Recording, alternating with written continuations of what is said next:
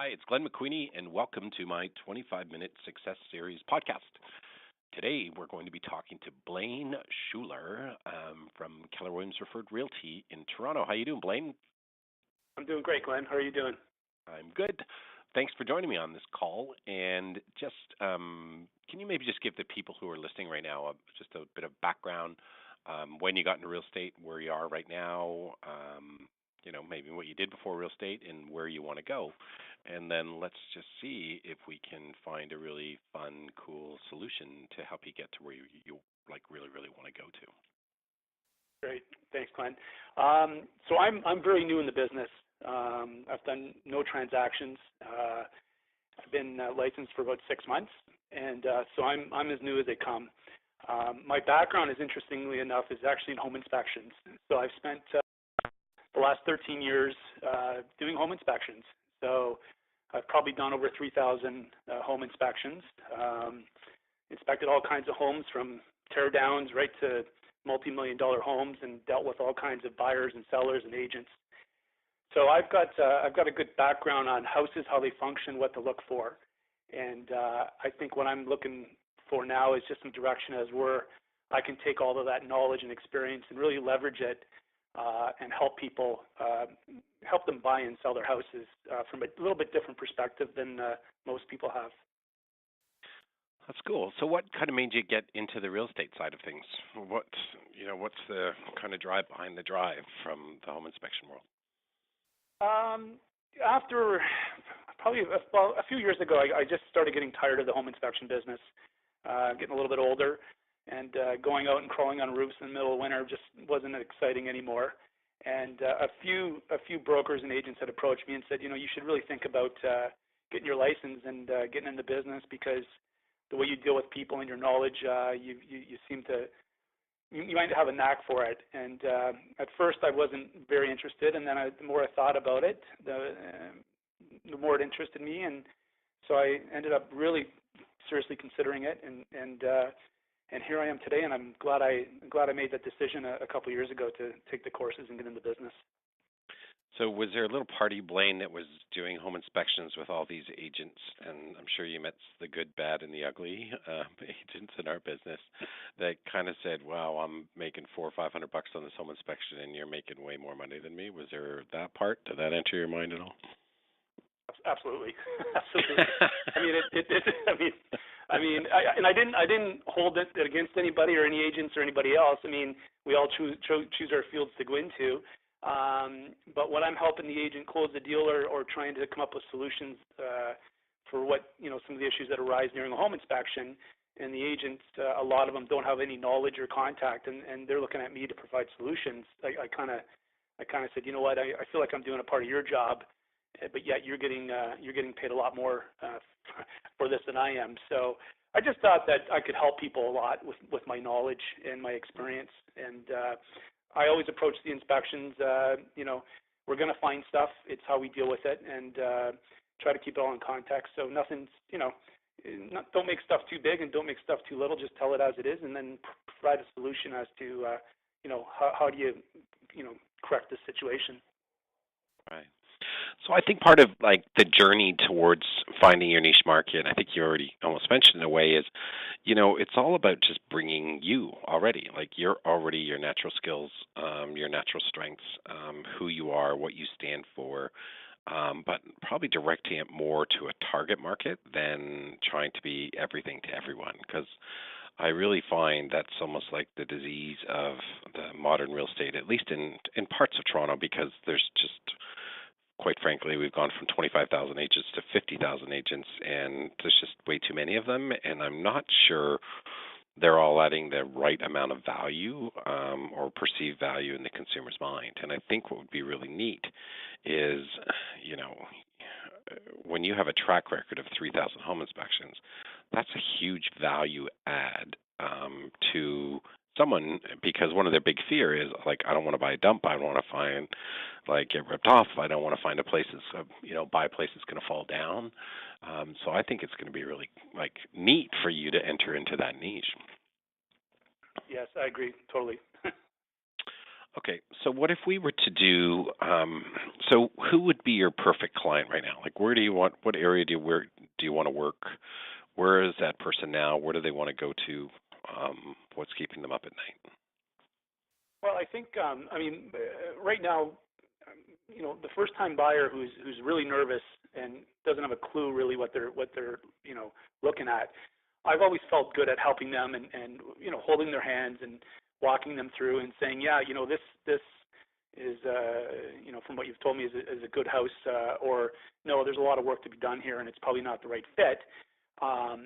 So I've always liked dealing with first-time buyers. They're a little bit more challenging sometimes, and so that was, and also just houses that had issues, and a lot of people don't know who to call or how to solve those issues.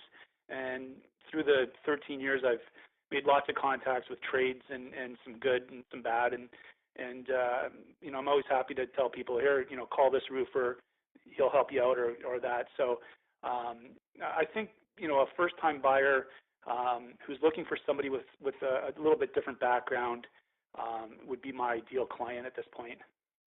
Okay. Well, because that's a huge value add, right?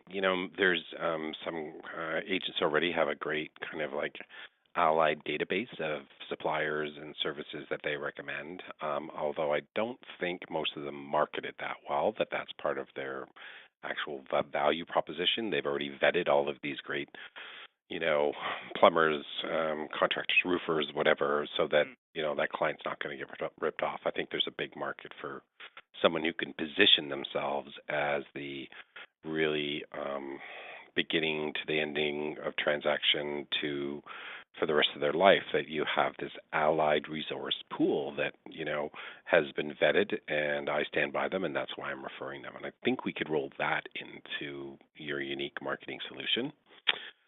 Number two, I think, do you operate more generally on the logic side or on the emotion side? Like, do you feel more people who like working with people are more data driven, or more like emotive gut feelers?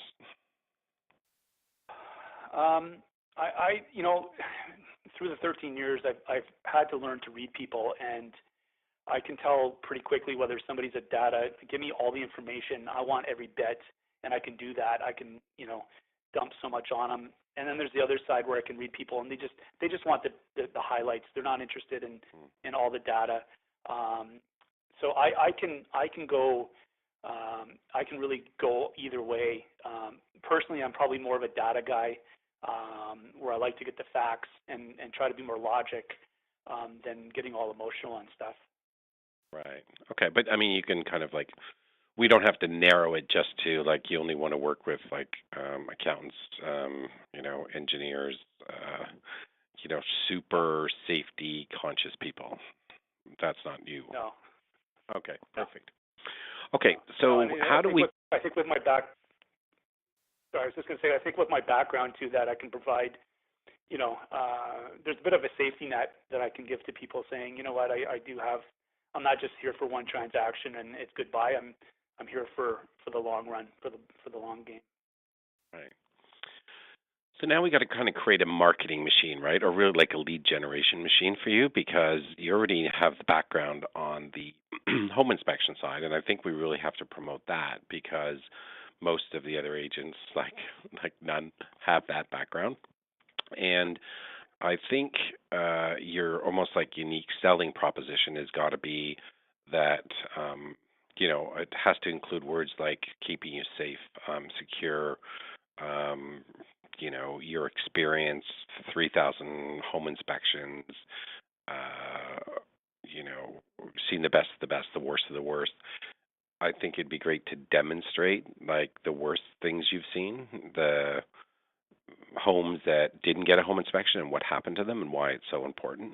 I remember just a couple of years ago in Toronto, there was a house where there was an underground stream, and I guess at really a particular moment, basically there was like a sinkhole right below the house, and what it ended up doing was detaching the footings from the basement walls, right? Which is like ridiculous.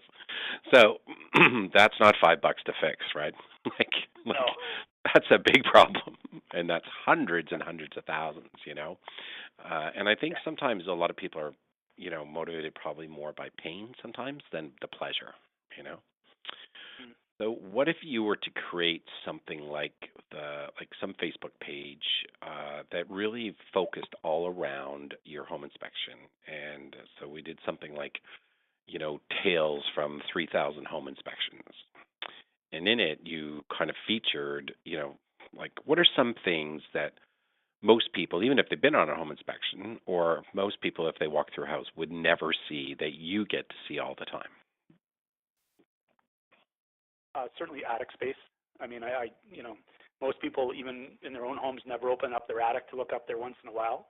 And so it's amazing the number of times when I've opened up an attic and it's had mold issues, and the homeowner's been there for 20, 30 years and just never even knew that what was going on up there. That's something that people would never pick up. Even And something what's as the simple problem as with that, an though? older.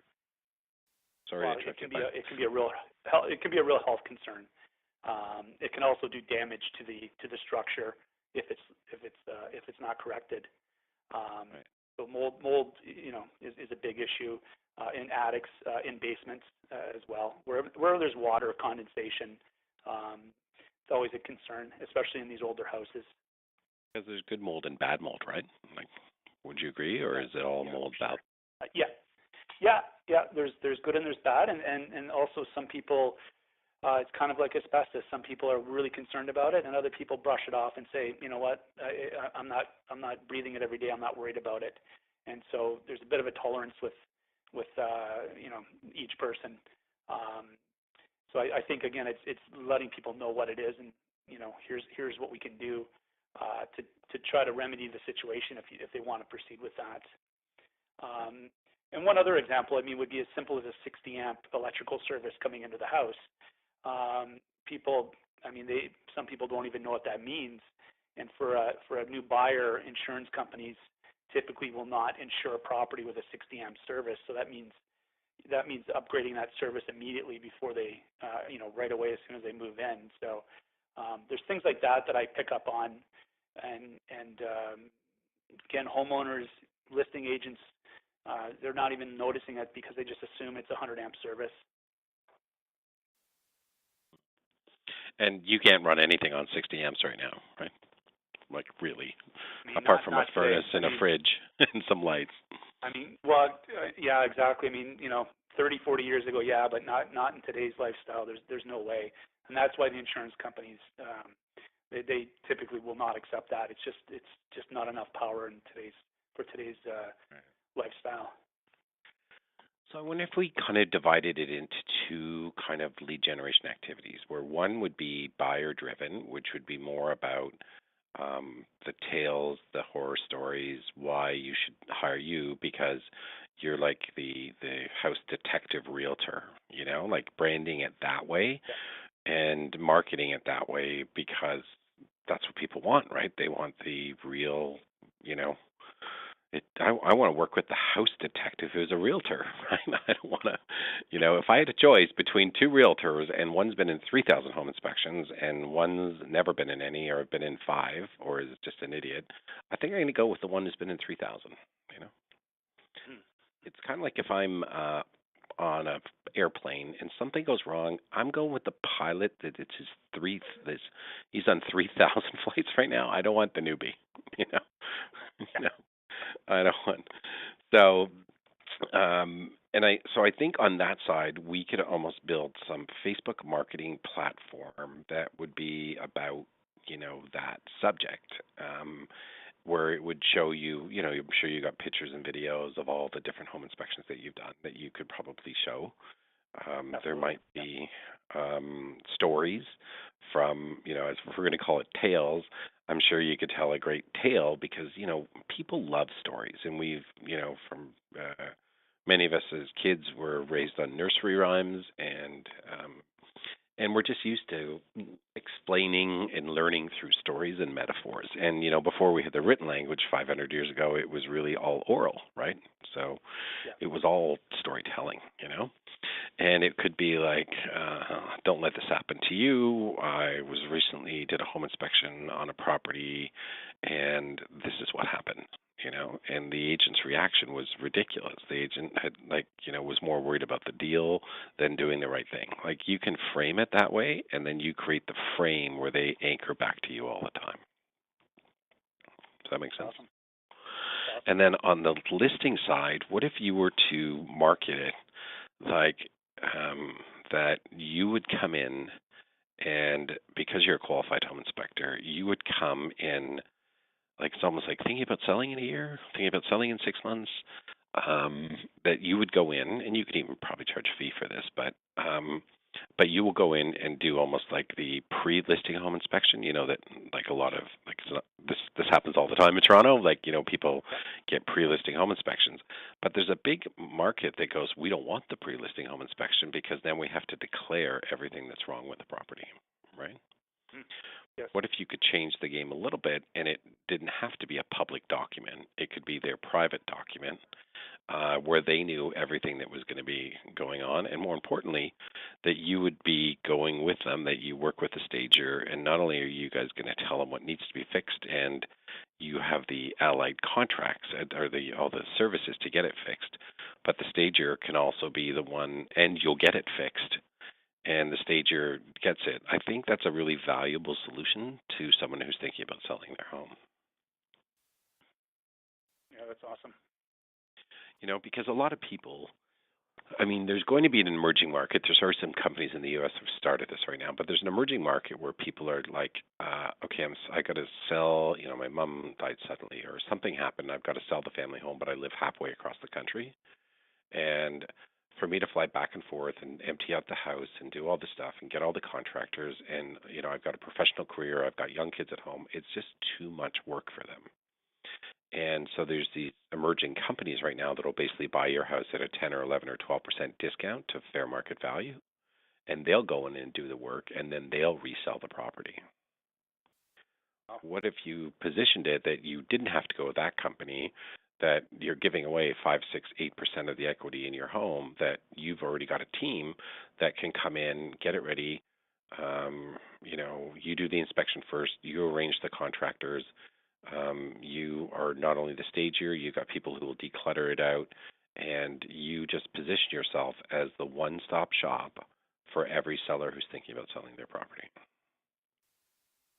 That's an awesome idea, because I've had many inspections where it's been like an estate sale, and exactly the kids are living in Florida, and they just don't want to deal with it, and so they're trying to make contacts up here and have companies come in and just throw stuff in a garbage bin, and so I think having and I'm comfortable doing that. I'd be comfortable being the point man, saying, leave it with me. I can get this emptied out, painted, cleaned up, prepped up, ready to go, and charge if they don't want to pay an upfront fee, there could be an increasing commission as well. Oh, I think many people would pay it in a second, where you say, listen, here, either you cover the improvements and they pay you this fee, and if it doesn't sell, they pay you the back, or they pay for the improvements, but you still get a higher commission because now you're also the general contractor basically on the job, right?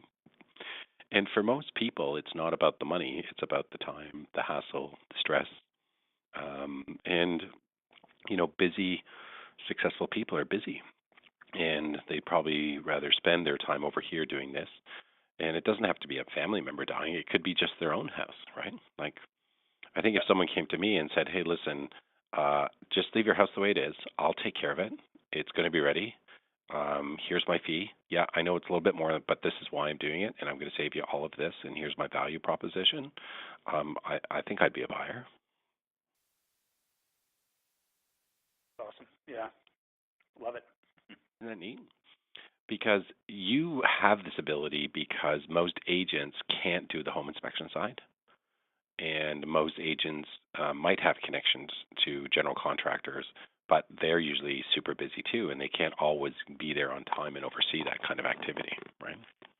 I know another agent I featured on my podcast a while ago, Ian Zabo, and what he does is he basically says, I think it's called My Money, Your Flip, where he basically comes in and he brings his complete crew in and does a complete makeover of the house and then puts it on the market and kind of scientifically prove that he can get 10 or 15% more than any other house, right? So you can go full bang like that. There's a big market for that, or you could almost be in the middle, right? Which is the reason you hire me, is because I'm going to tell you what's good with your house, what's wrong with your house, how to fix it, and more importantly, almost keep on this theme. What's the minimum effective dose we need to do to get your house on the market? And that when we do sell it, not only does it show really well, but even if there ever is a home inspection, they're not going to come back and chisel us for a whole bunch of stuff or threaten to walk away from the deal.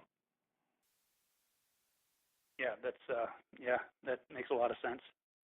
Yeah, because, for a while there, a lot of people just weren't getting home inspections done because there was 25 offers and you never had any time, especially bully offers. There was just no time to book a home inspection. So a lot of people are going to be in that position, of now, okay, I bought this house, no home inspection, my agent said it was okay, or he brought in, his buddy John, and now we've got a big problem, And I think so I think more and more you're going to see as markets shift, is that's when people start pushing and shifts back to the buyer's power, and they're like, no, I want the condition on home inspection. And I think you'd be able to almost, I don't know how you do it, what the law around this is, but you could almost give like some kind of certificate, Does that make sense? Yeah, no, absolutely. Absolutely.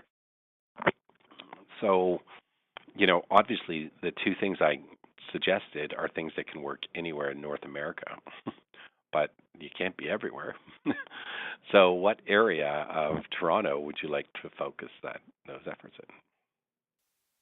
I mean, I live in the East End. I live in an old house, and so for me, dealing with old houses is I've done it every day almost for 13 years. So I'm pretty comfortable. I don't need to be in a brand new subdivision. I'm happy to, and I think that's another value add, is that I've actually lived and torn apart old houses, and I can relate to people that live in old houses or that are buying old houses, and what to look for, and this is common, and this is how you correct it. So I think that's kind of the market I'd like to go after. So what if we marketed you as like the pre-sale house detective, which would tie back into your home detective, right? Where you could create like a flyer that would go to a targeted area of probably, the homes you feel most comfortable assessing, which are probably the almost 60 to 130-year-old homes in Toronto, because that's where the majority of the downtown stock was built.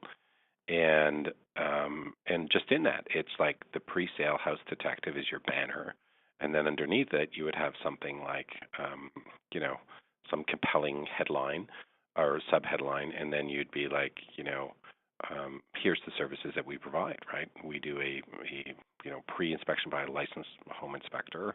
We do the contracting services to make sure your house is ship shape, I guess I'm trying to say, to get the most money we possibly can, without the fear of someone else doing a subsequent home inspection and finding other deficiencies and then coming back and hammering you, because that's what people used to do. In fact, there were home inspectors who were known in Toronto, and you might know some of them I talk about, that they were only hired after the so someone would almost like overpay to win on a multiple offer but insist on the condition on home inspection, and then the home inspector would come in and basically like just destroy the house, and not over exaggerate, I shouldn't say that, I won't put that on them, but they would maybe account for every deficiency, and then they would come back with this massive price reduction. Yeah, familiar with those types of guys. Yeah. So worst case scenario, like that's what they would do, and the worst case is what it is.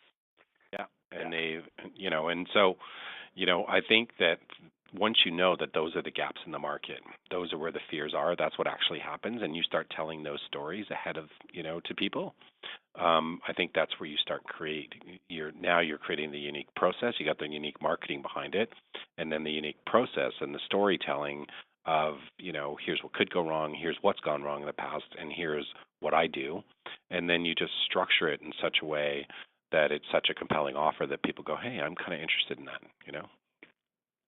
Mm. And even if you were to do like a YouTube video, like with a 2 or 5 minute YouTube video link on that where people could go online, or you ran it off your Facebook page from, the Presale House Detective Toronto to, Tales of 300 Homes Toronto, Home Inspections Toronto with videos, and you're just talking for 2 minutes about what you do. Here's what I do. Here's the problems that I see. Show some of the bad photos. Here's what I've heard, and this is what I do. And then just let it, it's the irony is that we go on the internet to find buyers and sellers on the internet to try to take them off the internet so we can go meet them. Yeah. Welcome to the internet. So it's basically just creating content. Yeah, it's creating content. Yeah, because videos of here's what I do. Right. The market. So we are all conditioned to go to Google for everything now. And I want someone to, when they Google, should I hire a home inspector, that your content's so rich that your stuff comes up, and then they get directed right to you. That whatever they're searching. So the more content you create, the more, Google will optimize it for you, and the better chance you have. And also, you could do targeted ads. This is, I think, the best thing you could do. I would do Facebook targeted ads to the batches of condominiums owners in different parts of Toronto, because you know where they are all, right to their postal code, offering that service. Because they're in a condo, they know nothing about what homes are about. You could even go to the condos and do free seminars to those condo owners, because they all have party rooms, about what to look for in a house. And then not only do you get the purchase, but you get the backup by default.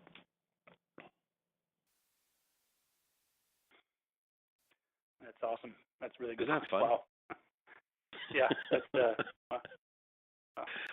right. Do you have any questions about it, Blaine, or do you think you got some ideas? I mean, yeah, I've got a lot of ideas, Glenn. I think I'm just trying to, like I said in the beginning, I'm trying to leverage my background and my uniqueness, and it's getting that story out there to be told. And I like I say, you've broken it down into, a couple of different ways with buyers and sellers and Facebook ads and videos and that I think I will have no problem creating, and I've already got videos and pictures of some really unique things that most people never see, and I'm looking forward to getting those all up on a website and on Facebook. That's awesome.